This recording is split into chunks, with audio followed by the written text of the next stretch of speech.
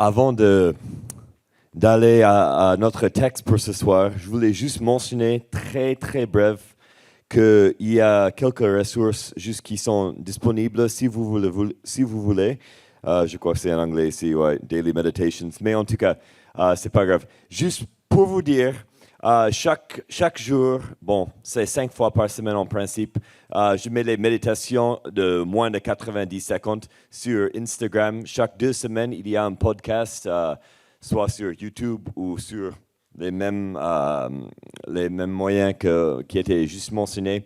Et aussi, si vous allez à intoyourbible.org, toutes les ressources avec les livres sont disponibles pour télécharger gratuitement, mais c'est en anglais. C'est ça le problème. Donc, en fait, tout est en anglais, mais si c'est quelque chose qui peut vous bénir, voilà, c'est là.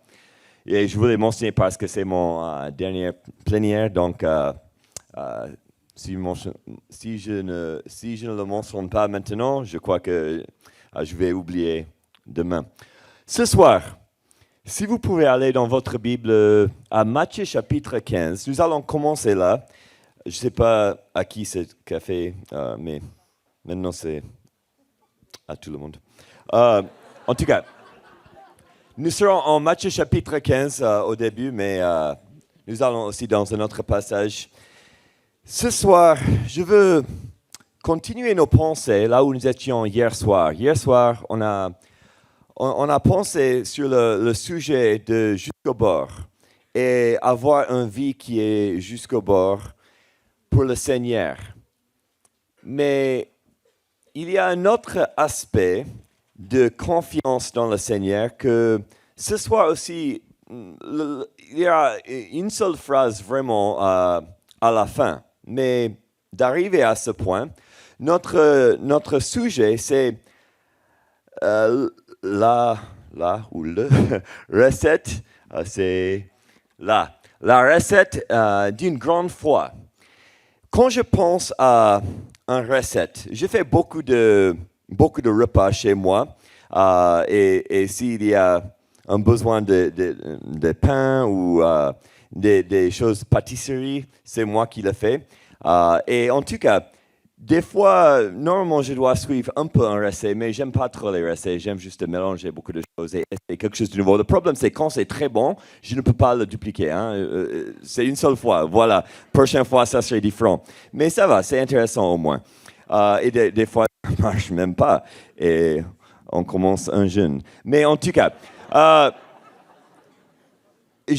ma femme, elle vient d'une origine indienne, donc on visite beaucoup d'églises indiennes, je prêche assez souvent à l'Inde, et il y a quelque chose que j'ai remarqué dans les cuisines indiennes, et c'est que si j'y vais dans leur cuisine, ils ont vraiment les mêmes épices, spices, n'est-ce pas? Les épices. Garam masala, poudre de curry, cayenne, même chose. Mais ce qui est intéressant, c'est que même dès qu'ils ont les mêmes épices, leurs repas n'ont pas le même goût, pas du tout. Il y a des uns qui sont très forts, il y a des autres, j'espère que je ne retourne pas. Mais en tout cas, si je vous donne ces épices, mêmes épices, le garam masala, le poudre de curry, le cayenne, et je dis, faites quelque chose pour moi, Guillaume. Sans doute, ça n'aura pas le même goût que ma belle-mère, n'est-ce pas? Très différent. Bon, probablement, very fort probablement, n'est-ce pas? Parce que même si tu as tous les ingrédients, ça ne veut pas dire que tu auras le même résultat. Spirituellement, c'est la même chose. Ce soir, nous allons voir que dans chacun de nos vies, nous avons, écoute bien, nous avons ce qu'on a besoin pour une grande foi. Nous avons tout ce qu'on a besoin. Mais le problème, c'est que comment est-ce qu'on mélange les détails de notre vie pour que Jésus voit en nous cette grande foi? Comment est-ce qu'on peut montrer cette grande foi au monde? Et je crois que vous serez encouragés parce que ce n'est pas un message compliqué. Mais j'ai trouvé dans ma vie personnelle, c'était un message qui avait un grand impact et ça m'a changé, sans question. Donc, j'aimerais bien juste commencer par, en lisant ce passage, mais je vais poser quelques instants parce que je crois que ce passage, des fois, c'est mal lu. Ça ne veut pas dire que je peux bien le lire en français, mais ce que je veux dire, c'est quand on arrive en verset 24, il y a un peu de confusion. Donc, je vais commencer avec les premiers 3 versets, mais on va arrêter quelquefois. Donc, suivez avec moi. Jésus, étant parti de là, se retira dans le territoire de Tyr et de Sidon. Et si vous regardez en Marc chapitre 7, nous voyons que Jésus et ses disciples voulaient être tout seuls. Ils voulaient un temps de repos. Et même ça dit qu'ils voulaient être dans un endroit où personne ne pouvait le trouver. Donc, il avait besoin, il avait le désir, juste avait un temps sans les foules, n'est-ce pas? Donc, on continue. Verset 22. Et voici, une femme cananéenne qui venait de ces contrées lui cria.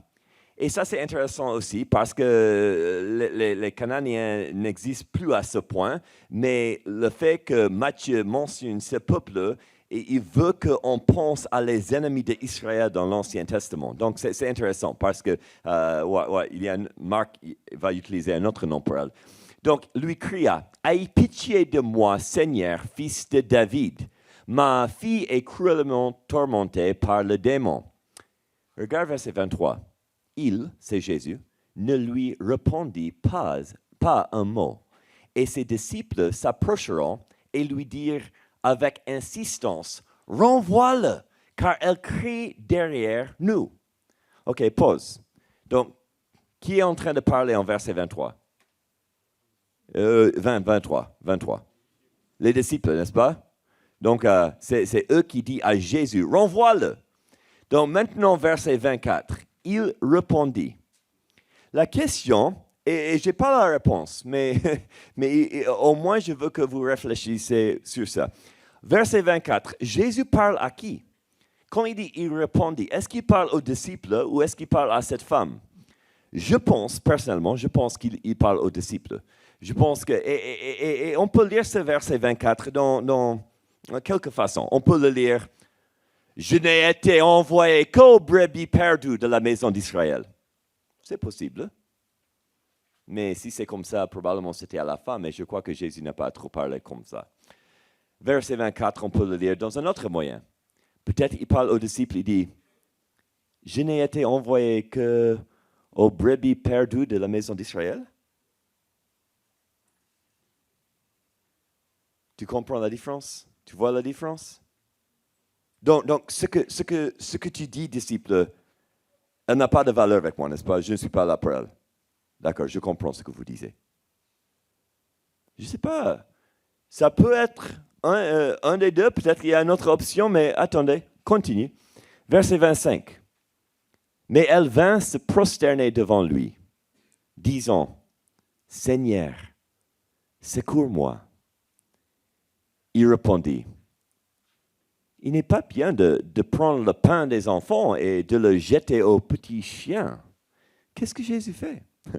Bon, je sais, une chose qu'il fait, c'est il veut donner un exemple aux disciples, sans doute, mais une autre chose qu'il fait ici, c'est qu'il veut montrer un exemple d'un grand foi. Donc, s'il donne cette femme ce qu'elle veut à ce point d'histoire, bon, on ne va pas voir la grandeur de cette foi. Continue. Donc, verset 27, elle dit, « Oui, Seigneur, dit-elle, mais les petits chiens mangent les miettes qui tombent de la table de leur maître. » Verset 28. Alors Jésus lui dit, « Femme, ta foi est grande. Qu'il te soit fait comme tu veux. » Et à l'heure même, sa fille fut guérie. Seigneur, nous voulons encore juste te remercier pour ta parole. Et merci pour ce soir. Nous prions que tu nous parles. Bon, attendez. Tu vas nous parler. C'est ta parole. Je prie que nous écoutons ce que tu veux nous dire. Et comme mon frère a déjà dit, il a bien dit, et je dis amen à sa prière. Mais au même temps, je demande, Seigneur, que si je ne dis pas les mots que quelqu'un a besoin d'entendre, que tu communiques ces choses sans moi. Et à la fin de ce soir, nous prions que Jésus reçoive toute la gloire. Amen. Donc, dans ces quelques versets, nous voulons regarder 3 ingrédients de la foi que cette femme va nous montrer, ou pas cette femme va nous montrer, la situation va nous montrer. La première chose que nous voyons ici, c'est que on va continuer juste un peu. On voit qu'elle se retira, il se retira. Donc Jésus n'était pas dans un mode ministère, peut-être nous pouvons dire, alors il était toujours prêt à aider les gens. Mais une femme cananéenne, comme j'ai mentionné avant, c'était une femme pas simplement d'un peuple étranger, mais c'était un peuple qui était les ennemis d'Israël. Et en plus, sa fille était tourmentée par cette démon. Donc, la première chose qu'elle avait, c'est une difficulté, on peut dire un problème. Si vous n'avez pas de difficultés dans la vie, si vous n'avez pas de problèmes, c'est impossible d'avoir une grande foi. C'est le premier ingrédient. Si cette garam masala n'est pas dans votre cuisine, tu ne peux pas faire le repas. Pour le repas d'une grande foi, tu as besoin des difficultés. Bonne nouvelle, vous avez. Gloire à Dieu. N'est-ce pas? Donc, quand même, on a la première chose qu'on a besoin. Mais il y a une autre chose. Ce n'est pas juste les difficultés. La deuxième chose, c'est, on voit en verset 23, Jésus répondit, pas un mot. Et ensuite, les disciples disent, renvoie-le. Donc, ce que nous voyons maintenant, ce n'est pas juste une difficulté, mais il y a au même temps cet délai qui se passe. Elle voulait une réponse, elle a une difficulté, elle a prié, mais maintenant, Jésus répondit pas un mot. Les chrétiens aiment dire, si tu pries, je vais te dire soit oui, soit non, ou soit attends. Ce n'est pas vrai. Il y a des temps que tu vas prier et Dieu ne va rien dire. Il est silencieux. On n'aime pas trop ce message. Pourquoi est-ce qu'il était silencieux? J'ai des idées. Je ne veux pas dire que mes idées, c'est la raison, mais quand même, ce sont des idées et certainement, c'est un aspect de ce qui se passe. Pourquoi est-ce que Jésus ne répondait pas un mot? Bon, je crois que c'est comme j'ai mentionné avant, que c'est une opportunité pour une grande foi, qu'une grande foi soit montrée, ouais. Mais il y a quelque chose d'autre. Il y avait quelqu'un d'autre dans cette situation qui devait répondre. Jésus n'a pas répondu, peut-être parce qu'il voulait que quelqu'un d'autre réponde à cette femme. Et si nous voyons dans les Écritures, on voit qu'il y avait un des disciples qui s'appelle André, Pierre, non, Andrew, André, donc c'est André, ouais. Je ne veux pas dire en espagnol. André. Donc, ce que nous avons, André. Et André, en Jean chapitre 1, il amène son frère à Jésus. En Jean chapitre 6, il y avait des foules qui avaient faim, n'est-ce pas? Et c'est lui qui a amené le petit garçon avec son nourriture à Jésus. Et en Jean chapitre 12, c'est André encore qui a amené les Grecs à Jésus. Donc, 3 fois, nous voyons des situations où des gens avaient besoin de Jésus et André les a amenés. Donc, dans cette situation, c'est un peu bizarre qu'il n'y avait même pas un des disciples qui voulait amener cette femme à Jésus. Je pense que, dans mes pensées, je pense, est-ce qu'il y a tant de prières dans notre monde? Les gens qui ne connaissent pas notre Sauveur, qui sont en train de prier, ils disent, Dieu, j'ai besoin d'une réponse, j'ai besoin de la vérité, j'ai besoin de la paix dans ma vie, j'ai besoin de quelque chose, mais je ne sais pas quoi c'est.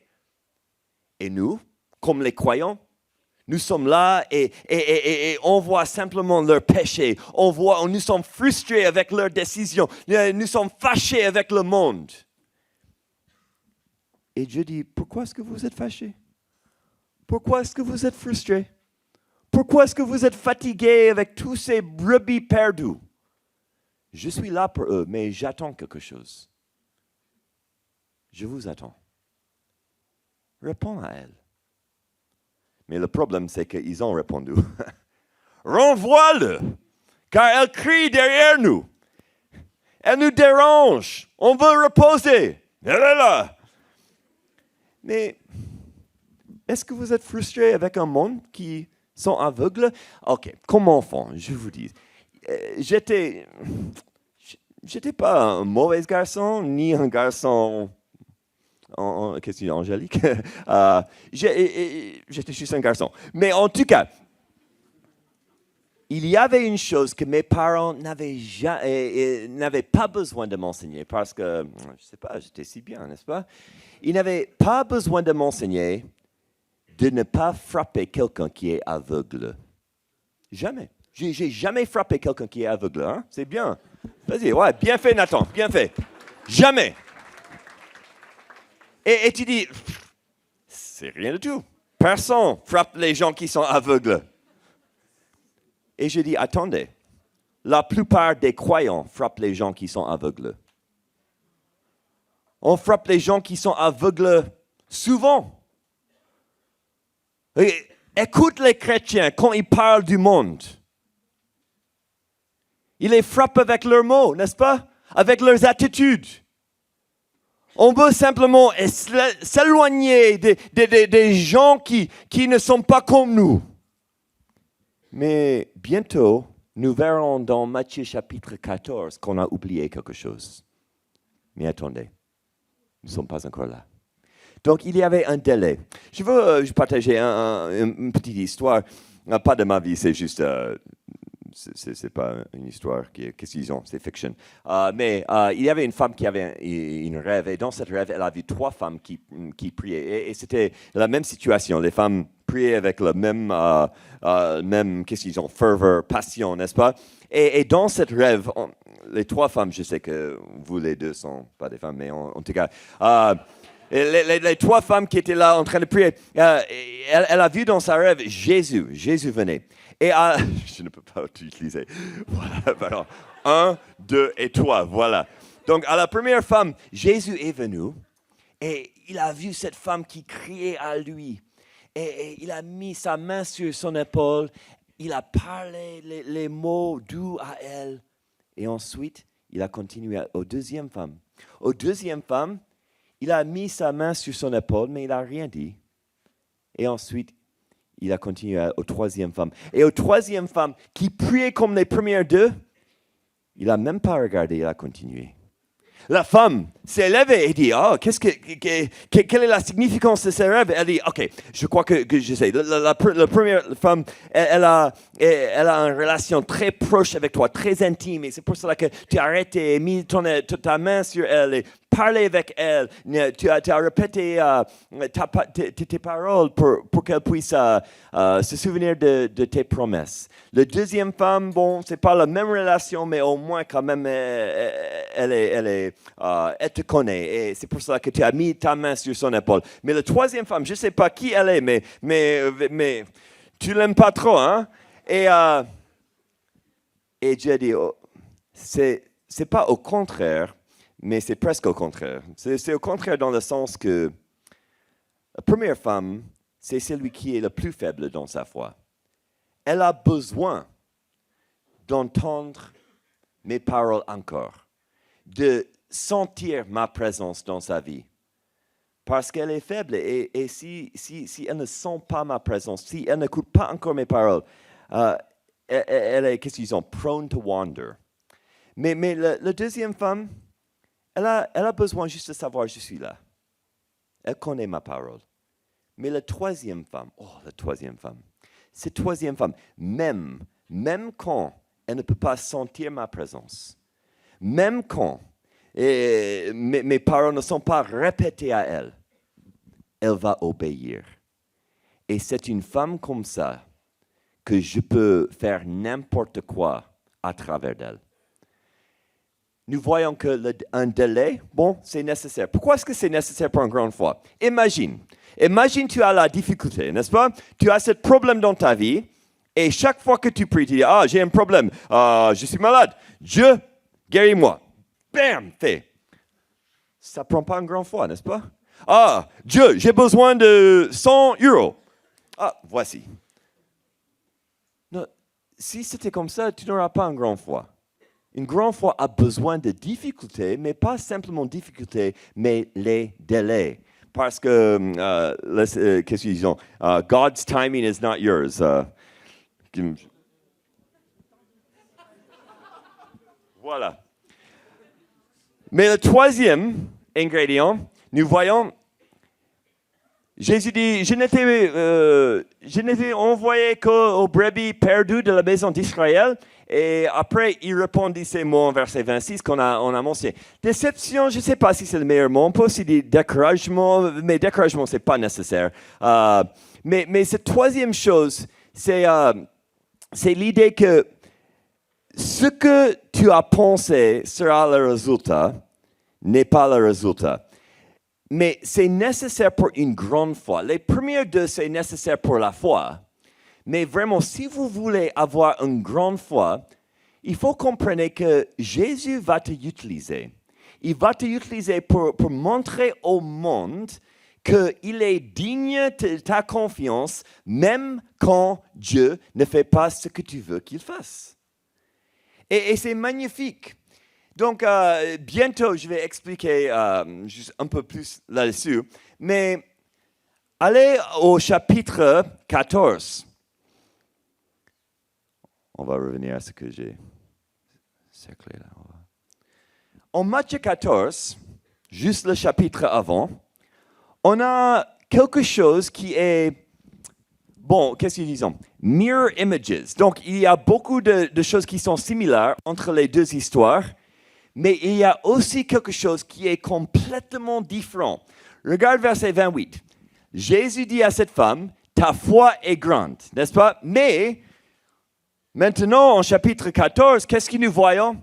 Nous voyons quelqu'un à la fin, ou quelques-uns à la fin, qui ont peu de foi. Donc, on a une foi qui est grande, maintenant, on a peu de foi. Et donc, il faut qu'on pose une question. Et la question, c'est, quelle est la différence entre cette histoire où il y a une grande foi, cette femme, et des hommes qui ont peu de foi?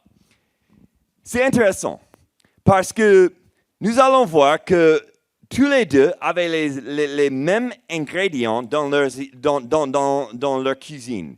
Donc, on voit que pour Pierre au début et tous les disciples, c'est l'histoire où ils sont dans la barque et Jésus passait sur l'eau. Donc, regarde verset 24. La barque, déjà au milieu de la mer, était battue par les flots. Flots. Car le vent était contraire. À la 4e veille de la nuit, Jésus alla vers eux, marchant sur l'eau. Regarde verset 26. Quand les disciples le virent marcher sur la mer, ils furent troublés et dirent, c'est un fantôme. Et dans leur frayeur, ils pousseront des cris. Jésus leur dit aussitôt, rassurez-vous, c'est moi, n'ayez pas peur. Pierre lui répondit, Seigneur, si c'est toi, ordonne que j'aille vers toi sur les eaux. Et il dit, viens. Pierre sortit de la barque et marcha sur les eaux pour aller vers Jésus. Mais voyant que le vent était fort, il eut peur. Et comme il commençait à enfoncer, il s'écria, Seigneur, sauve-moi. OK, pause. Donc, regarde les deux histoires côté à côté. Il ne lui répondit pas un mot. Avec les disciples et avec Pierre, regarde un mot qui est là, c'est là au moins 2 fois, le mot aussitôt. Peut-être que je n'ai pas marqué déjà là. Verset 27. Jésus leur dit aussitôt, et verset 31. Aussitôt, Jésus étendit la main, le saisit et lui dit, homme peu de foi, pourquoi as-tu douté? OK, pause. Donc, pour la femme, la situation était, je crois, un peu plus difficile. C'était sa fille qui était tourmentée par ce démon Pour Pierre et les disciples, bon, ouais, quand même, c'était une épreuve. Ils avaient peur, il y avait beaucoup de vent, et il y avait quelqu'un qui marche sur l'eau, mais c'était pas la même chose, n'est-ce pas? C'est certainement plus pire d'avoir ton enfant tourmenté par un démon. L'autre chose, c'est quand ils ont crié au Seigneur, la femme a crié au Seigneur et il n'a pas répondu. Mais eux, ils ont crié et ces hommes, aussitôt, Jésus les a répondu. Donc, certainement, jusqu'à présent, pour les hommes, c'était un peu plus facile. On voit une autre chose. Donc, bon, là, ce n'est pas une autre chose. C'est juste la situation qu'ils avaient. Mais on continue. J'espère qu'on continue. Voilà. Donc, regarde verset 24. Verset 24, Jésus dit à la femme, ou peut-être pas à la femme, peut-être aux disciples, mais en tout cas, c'est ce que la femme entend. Je n'ai été envoyé qu'aux brebis perdues de la maison Israël. Et après, il répondit, il n'est pas bien de prendre le pain des enfants et le jeter aux petits chiens. Ce n'est pas encourageant. En tout cas, on peut discuter qu'est-ce que ça veut dire. Il y a beaucoup de bonnes pensées, mais ce soir, j'ai un autre point que vraiment là sera le focus. Mais en tout cas, ce n'est pas encourageant. Avec les disciples, qu'est-ce que Jésus a dit? Il a dit les mots qui les a rassurés. Regarde verset 27. Rassurez-vous, c'est moi, n'ayez pas peur. Et après verset 29, viens. Tu vois la différence, n'est-ce pas? C'est facile à voir. Les disciples sont comme des bébés, n'est-ce pas? C'est comme, oh, mes petits bébés, viens. Et avec cette femme, c'est comme, qu'est-ce que...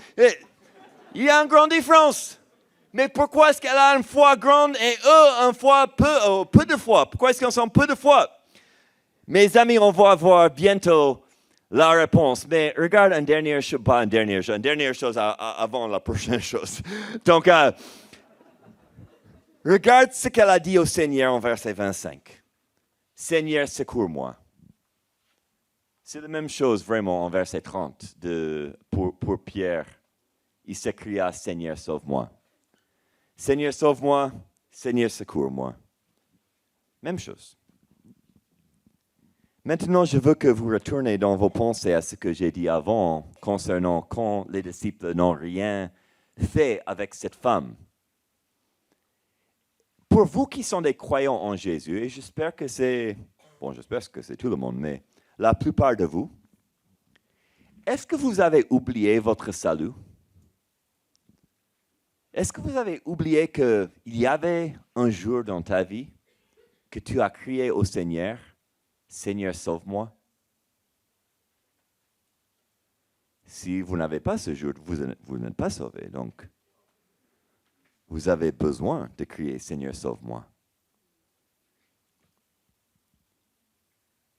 Mais maintenant, un chapitre plus tard, il y a une femme devant eux qui crie la même chose. Et sa situation était pire. Et qu'est-ce que les disciples ont fait? Ils voulaient simplement s'éloigner d'elle. Mes sœurs et mes frères, que nous soyons des chrétiens, les disciples de Jésus, qui n'oublient jamais notre salut. Mais même pas, ça c'est pas le message, c'est juste quelque chose à côté. Quelle est la différence entre les deux? Bon, maintenant nous allons voir. Avant de vous dire, on doit regarder un mot qui est dans Matthieu 15 et aussi en Matthieu chapitre 14.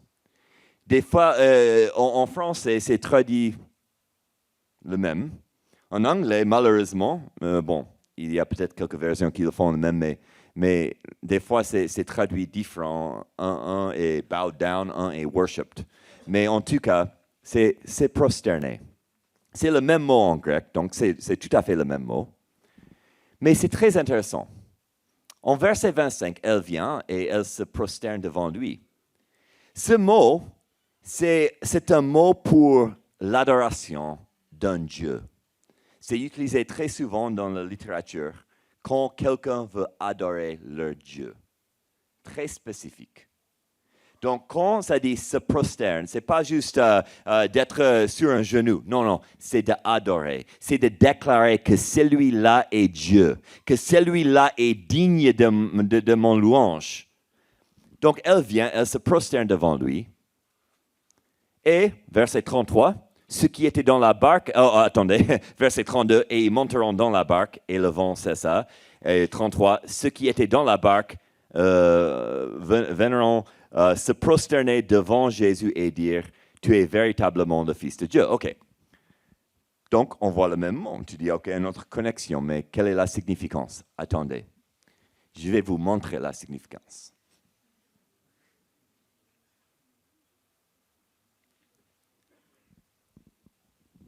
Ça viendra. Voilà. OK. Je pose parce que je veux que vous avez quelques secondes pour réfléchir. La solution. Nous voyons la solution en verset 28, n'est-ce pas? Parce que finalement, la fille de cette femme est guérie. Gloire à Dieu.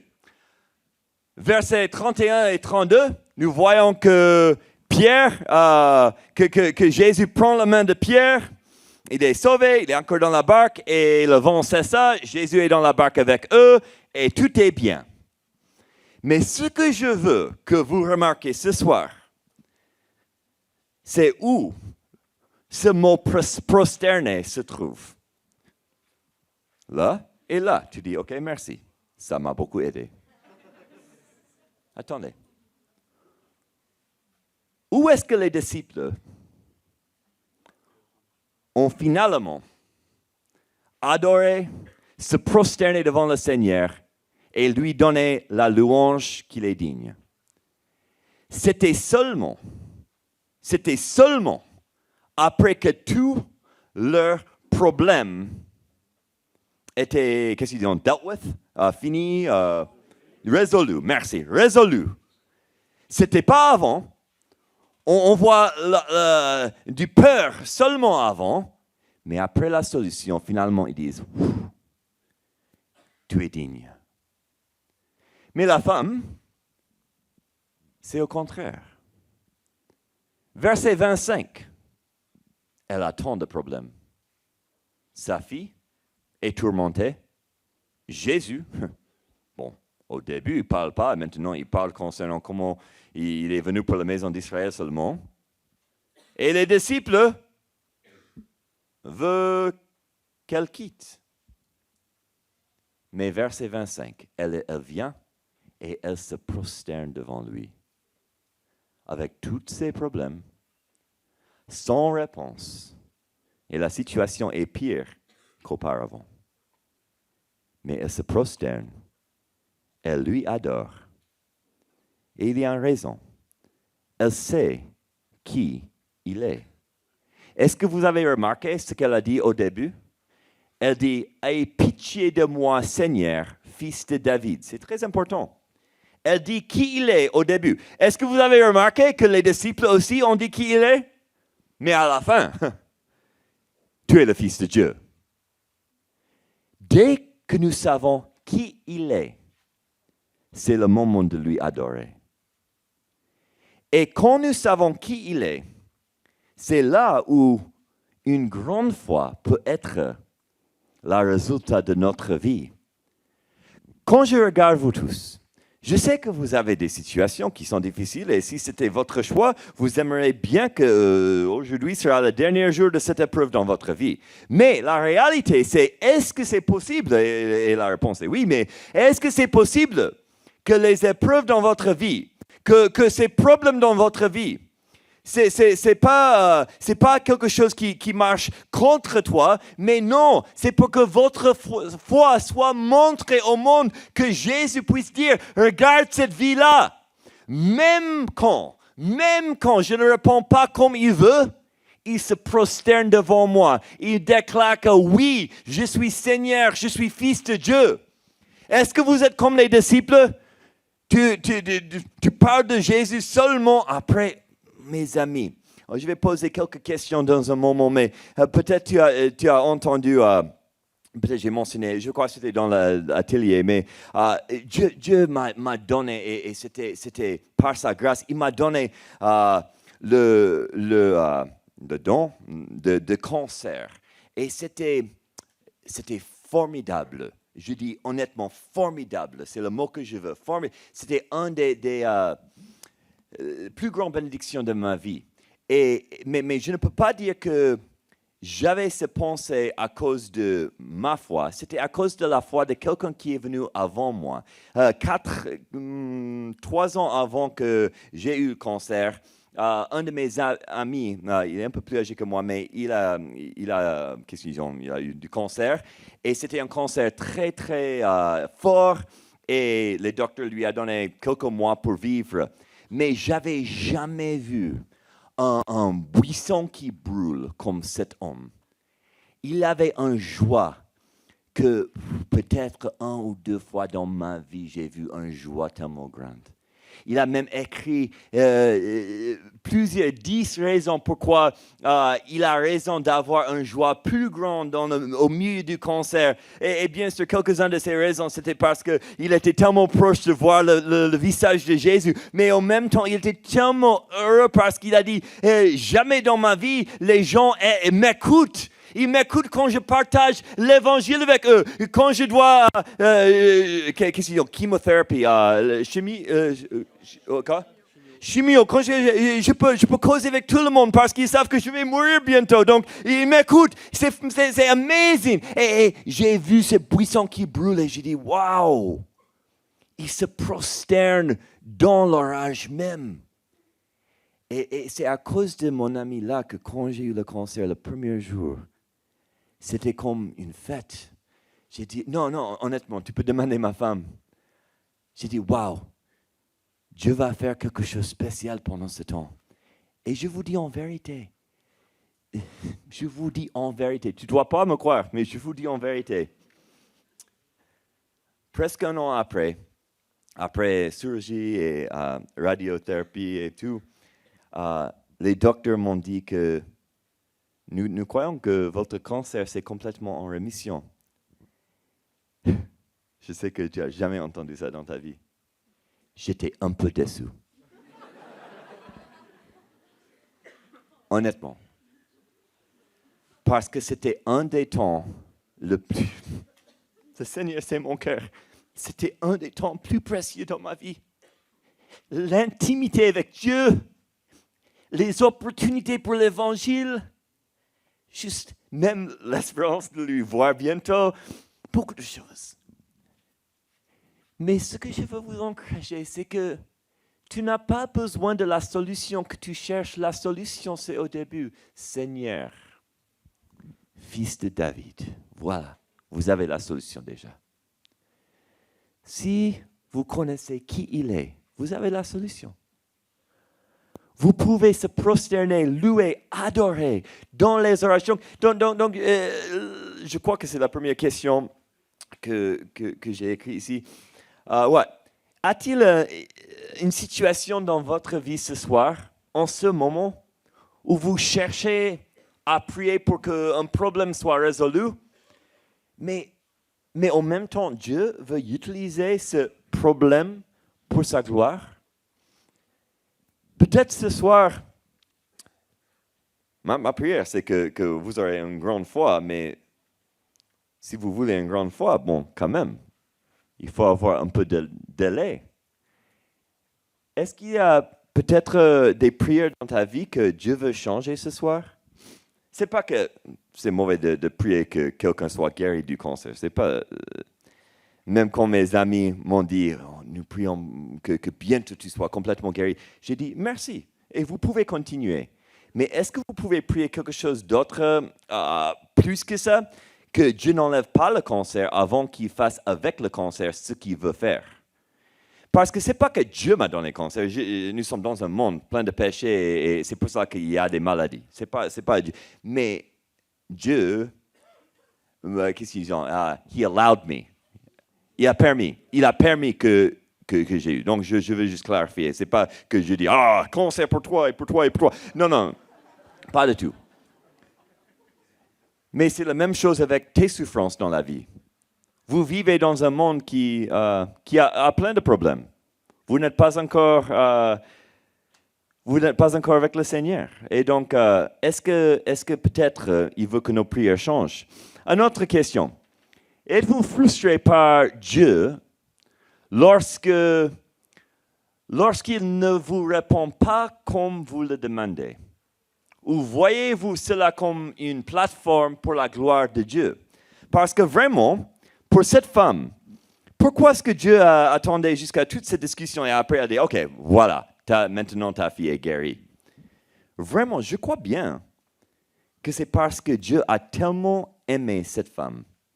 Il voulait que cette femme soit pour toujours un exemple d'une grande foi. Regarde, 2000 plus tard, on parle d'elle à cause de cette situation. Est-ce que vous voulez une vie que Dieu peut dire, attendez, regarde cette fille et vous voyez la foi que je veux? Je ne sais pas, mais pour moi, j'aimerais bien d'être quelqu'un que Dieu peut dire, regardez cet homme. Je prie que ça soit vrai pour nous tous. Encore, quelques d'autres questions. Je peux réfléchir ce soir. Adorez-vous Dieu simplement pour ce qu'il fait ou pour qui il est? Ouais, qui il est?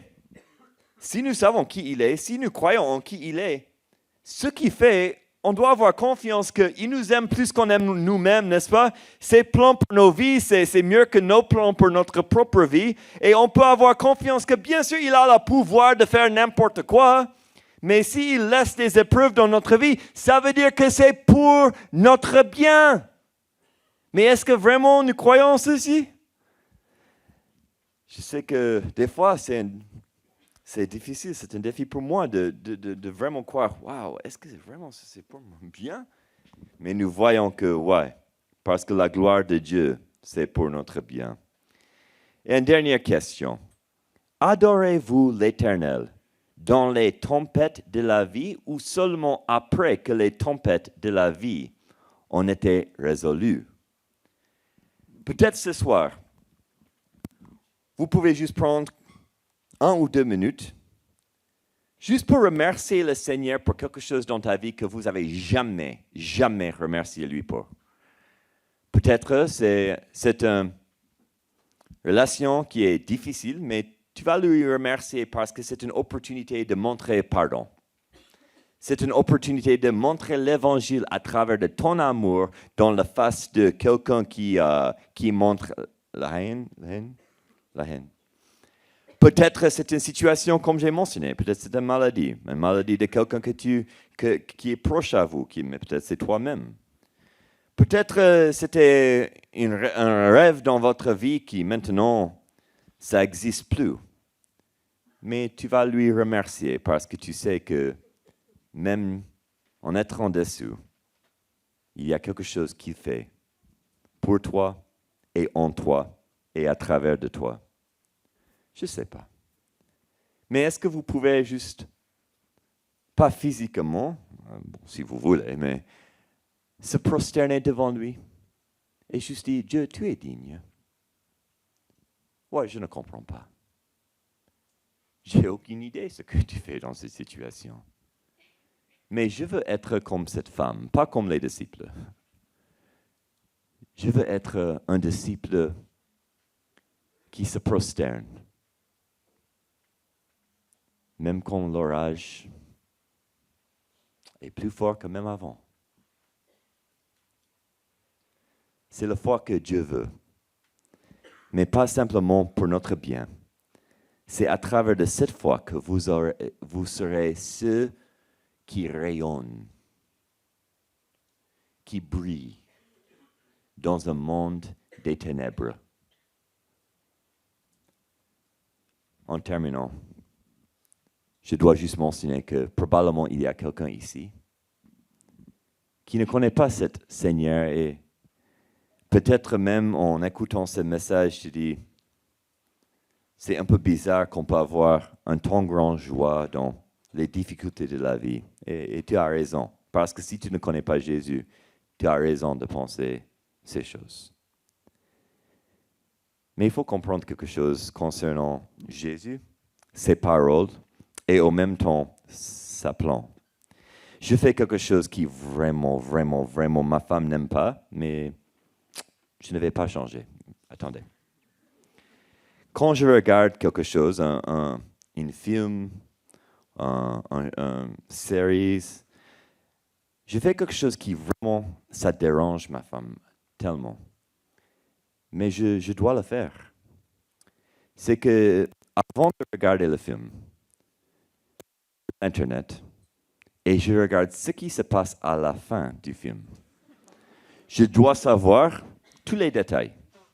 Je veux savoir qui vit à la fin, parce que si un des caractères que j'aime va mourir, pourquoi est-ce que je vais passer 1 heure et demie de ma vie en regardant quelque chose qui, à la fin, je serai triste? Je ne comprends même pas pourquoi les gens font ceci. Mais en tout cas, toujours je veux savoir la fin de quelque chose avant de le regarder, écouter, lire, parce que je veux reposer, je veux que ça soit quelque chose qui est calme. Mais tu sais pourquoi nous pouvons avoir la confiance dans ce monde? C'est parce que je connais bien la fin. Je connais qui est sur le trône. Je connais devant qui je vais me prosterner pour l'éternité. Je connais qui a le dernier mot. Et je sais qui va gagner. Donc, même dès qu'il y a beaucoup de détails que je ne comprends pas aujourd'hui, c'est pas grave. Je n'ai pas besoin que mon Dieu explique à un petit homme comme moi qui n'a pas beaucoup d'intelligence comment tout doit marcher. Je n'ai pas besoin. Parce que je lui connais. Et c'est assez. Il est mon sauveur. Il est le fils de David. C'est lui qui t'est promis. Il est mon ami. Il est mon roi. Et dès que tu connais lui, tu comprends que, il est digne. Mais est-ce que vous avez jamais mis ta foi en lui? Ce n'est pas la quantité de votre foi, c'est la foi que vous avez. Quand vous arrivez à la fin de la vie, est-ce que ta foi est dans tes bonnes œuvres? La foi qu'il n'y a pas un Dieu, ça c'est une très grande foi. Ou est-ce que c'est la foi que vous êtes aimé par Dieu? Et que même quand nous étions des pécheurs, que Jésus est mort pour nos péchés.